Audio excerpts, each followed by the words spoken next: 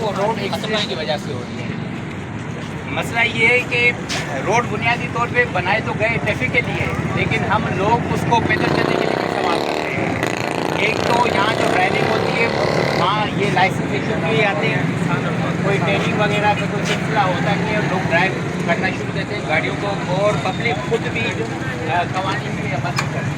تو اگر کہ گورنمنٹ اور پبلک خود اگر کہ مل کے یہ کام کرے تو اس قسم کے حادثات سے لوگ بچ سکتے ہیں.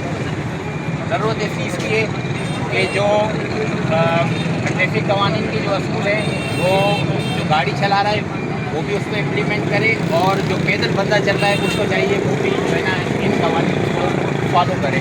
اگر کہ ہم یہ مختصر یہ ایک چھوٹی سی چیز ہے، اس پہ اگر کہ عمل کریں گے تو ہماری جانیں محفوظ رہے گی.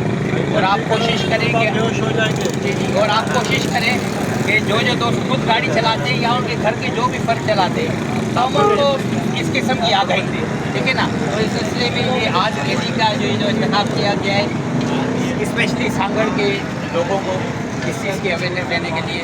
آئی ہوپ کہ ہمارا یہ سلسلہ کامیاب جائے گا اور لوگ جو ہے نا اس سے فائدہ اٹھائیں گے.